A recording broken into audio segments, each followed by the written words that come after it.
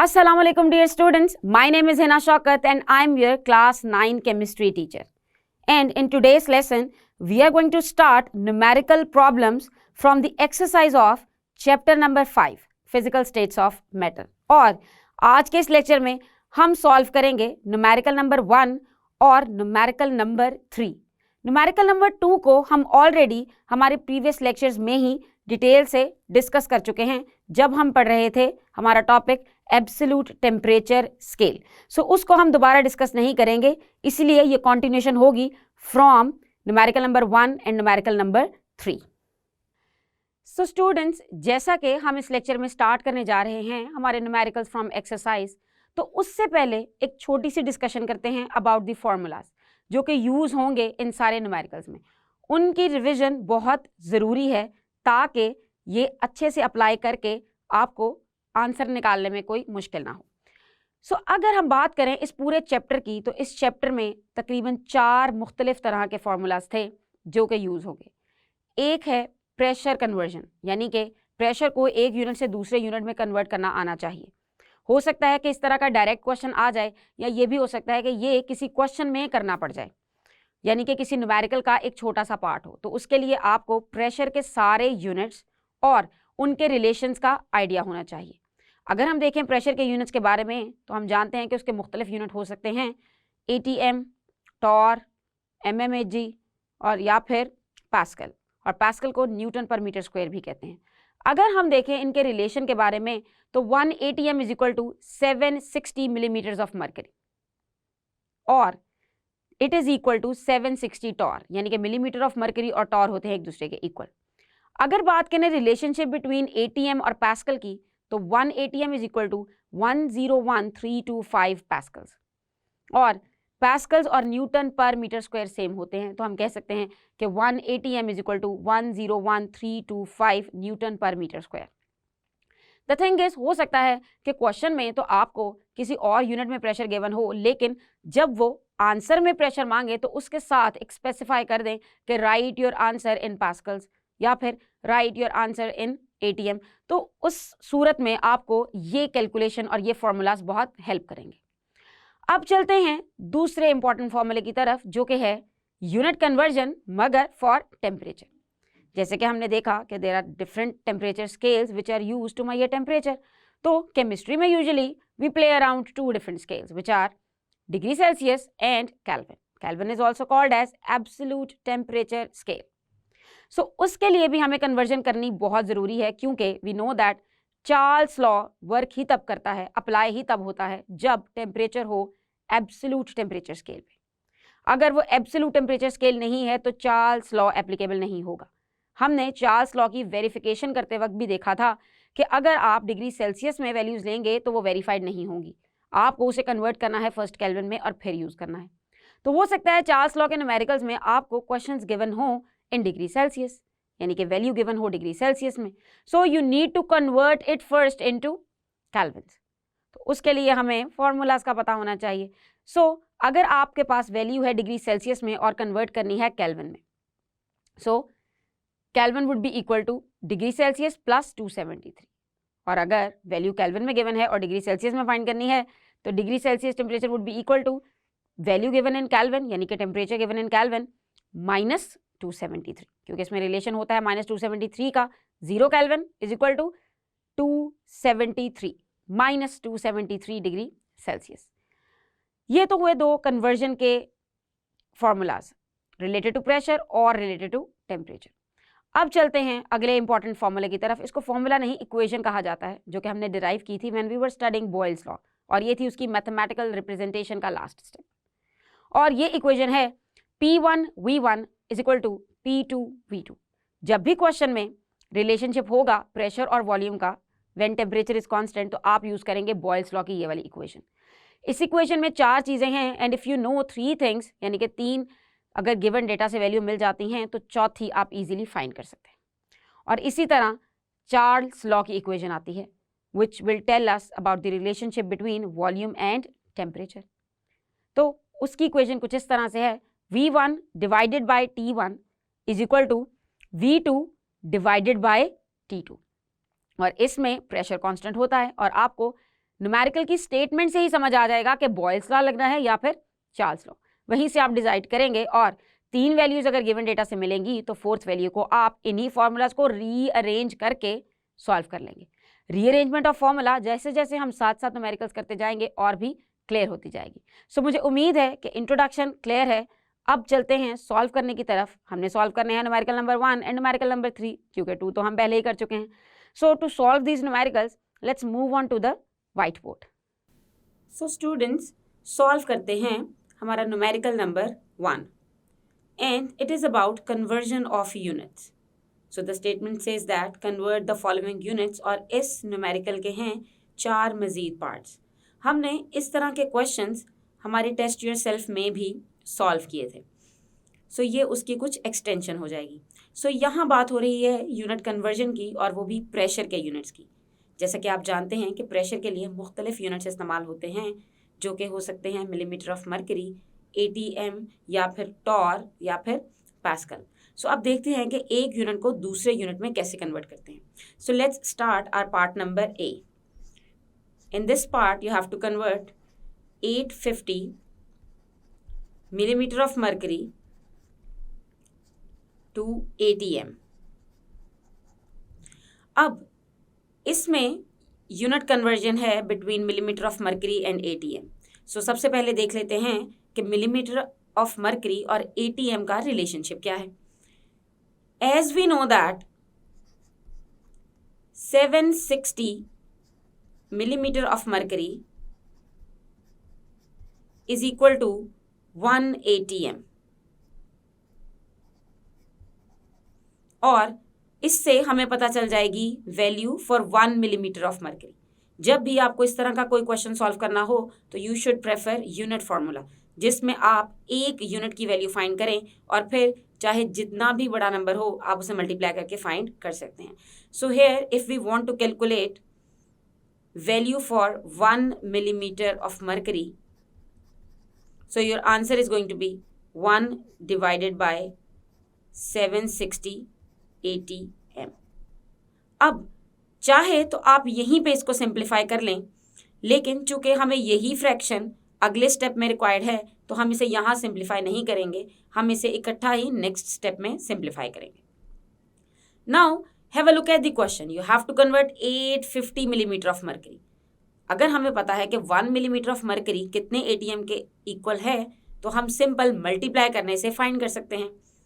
So you have to write 850 millimeter of mercury is equal to 1 divided by 760 multiply by 850, और जब हम इसे multiply करेंगे तो जो आंसर आएगा it would be in a different unit which is ATM, and after solution you are going to get 1.12 ATM.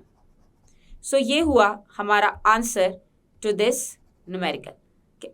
850 millimetre of mercury is equal to 1.12 ATM, और ये आंसर कुछ रीजनेबल भी है बिकॉज हम जानते हैं कि 760 मिलीमीटर ऑफ मरकरी इक्वल होता है 1 ATM के, तो 850 760 से थोड़ा ज़्यादा है तो ATM में भी वैल्यू 1 से थोड़ी सी ज़्यादा आएगी।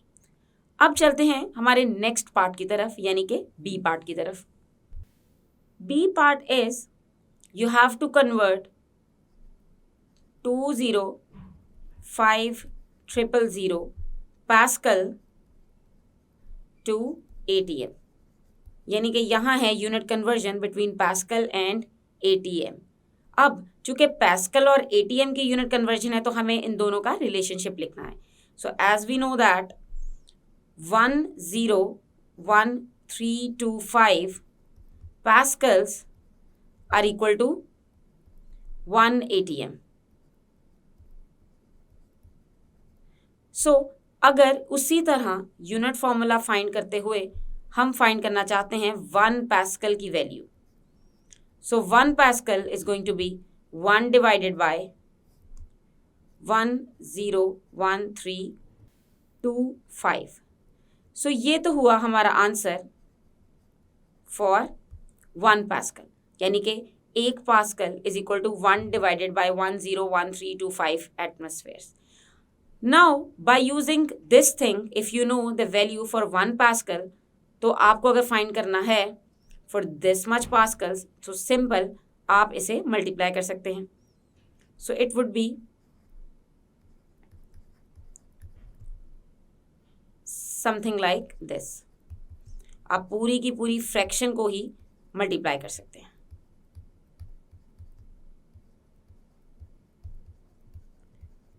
और अब जो आंसर आएगा it is going to be in ATM. और अगर हम इसे सिंप्लीफाई करें, so we will get our answer 2.02 ATM, which seems reasonable.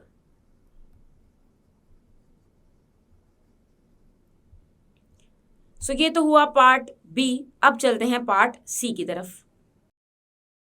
So students, part C is convert 560 torr to centimeter of mercury.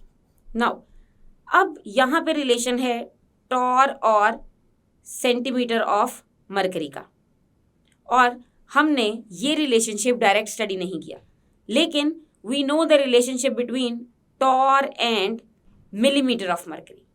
सो यहाँ नोट डाउन करते हैं हमारा ये वाला relationship. We know that 760 torr is equal to 760 millimeter of mercury.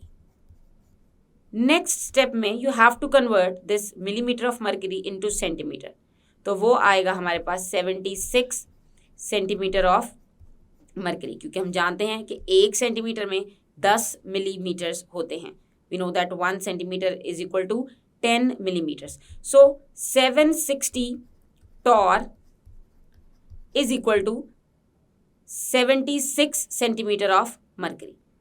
अब अगर find करना हो कि what is the value of 1 torr, जी हाँ, सेम यूनिट फॉर्मूला. तो 1 torr के लिए हमें डिवाइड करना पड़ेगा 76 को with 760 to get our answer in centimetre of mercury.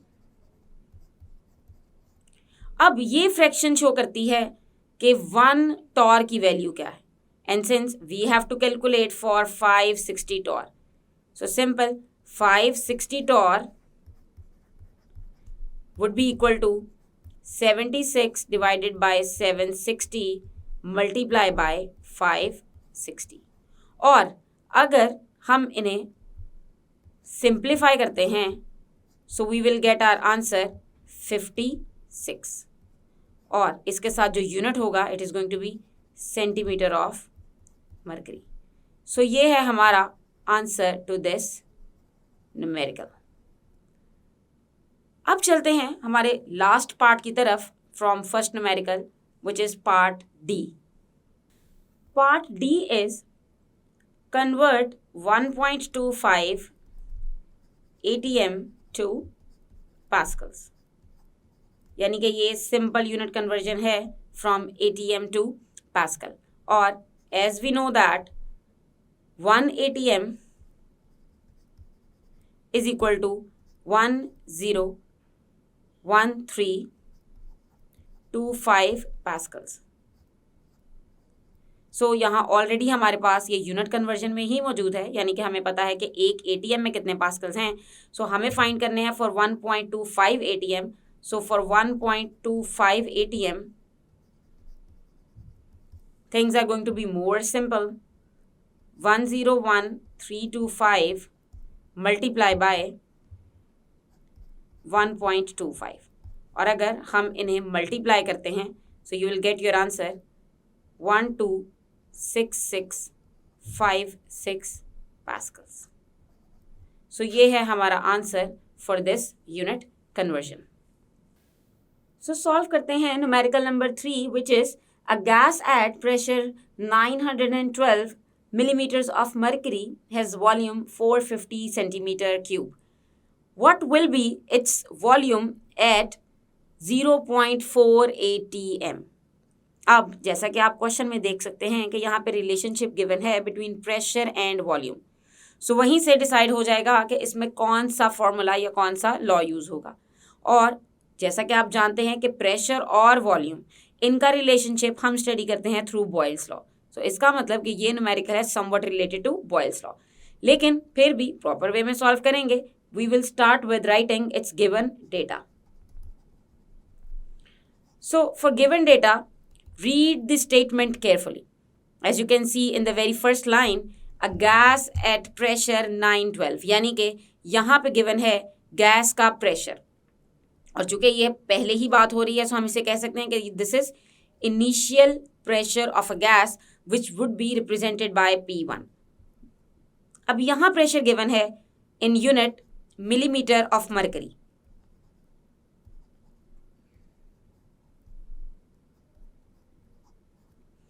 अब आप देख सकते हैं कि हमें जो प्रेशर दूसरी फेज में गिवन है वो है 0.4 ATM, यानी कि इस क्वेश्चन में प्रेशर के दो डिफरेंट तरह के यूनिट्स इस्तेमाल हुए हैं, मिलीमीटर ऑफ मरकरी और ATM. सो क्वेश्चन सॉल्व करने के लिए हमें इन दोनों यूनिट्स को एक प्लेटफॉर्म पे लाना पड़ेगा, यानी कि हमें इसे कन्वर्ट करना पड़ेगा. सो हम इसी स्टेप में डेटा लिखते लिखते ही अपनी ये बेसिक सी कैलकुलेशन करेंगे और 912 मिलीमीटर ऑफ मरकरी को कन्वर्ट कर लेंगे ATM में. और इसके लिए जो फॉर्मूला यूज होगा वो होगा we have to divide it by 760. और अगर आप इसे 760 से डिवाइड करेंगे तो you will get your answer 1.2, यानी कि 1.2 ATM. सो ये गिवन डेटा में ही कर लेने वाली बात है. अब चलते हैं हमारी अगली वैल्यू की तरफ which is given in the statement. So a gas at pressure 912, ये तो बात हुई प्रेशर की, हैज वॉल्यूम 450 सेंटीमीटर क्यूब, यानी कि वॉल्यूम गिवन है 450. सो ये होगा V1 which is equal to 450 centimetre cube. अब सेकेंड लाइन में you can see what will be its volume at 0.4 ATM, यानी कि प्रेशर बता दिया गया है which would be called as P2, वो है 0.4 ATM, और साथ ही साथ जो पूछा गया है वो है इसका वॉल्यूम विच इज़ V2, जो हमें फाइंड करना है. सो V2 के बाद हम लगाएंगे क्वेश्चन मार्क. ये तो था हमारा गिवन डेटा जो कि हमें क्वेश्चन से पता चला. अब हम डिसाइड करेंगे solution for this numerical. So solution के लिए I'm going to use this side of the board. And for solution, first of all you have to decide that which equation you are going to apply. और चूंकि यहाँ relationship है pressure और volume का, तो हम अप्लाई करेंगे Boyle's law की इक्वेशन. जी हाँ, so you can write over here using equation of Boyle's law.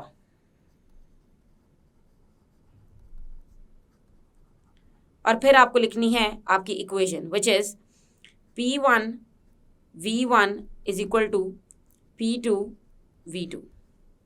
और अब चूंकि हमें फाइंड करना है V2, सो V2 को फाइंड करने के लिए हम इस फॉर्मूले को थोड़ा सा रीअरेंज करेंगे and we will get our formula as V2 is equal to P1 V1 divided by P2.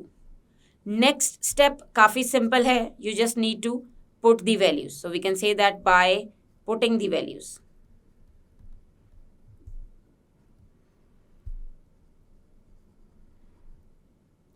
So values put करेंगे. So we will get V2 is equal to 1.2. अब P1 की जगह हमें यूज करनी है value 1.2 ATM multiply by V1 as you can see in the question is 450 और P2 की value है 0.4.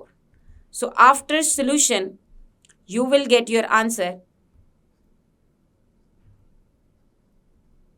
1350 cm3.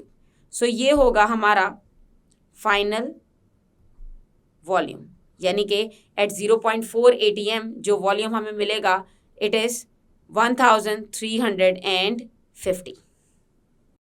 सो स्टूडेंट्स, हमने वाइट बोर्ड की मदद से समझे हैं हमारे दो numericals. Numerical number 1 which was related to the conversion of the units related to pressure, और न्यूमेरिकल नंबर 3 जो कि था बॉयल्स लॉ का न्यूमेरिकल. जिसमें हमें मिसिंग वैल्यू फाइंड करनी थी।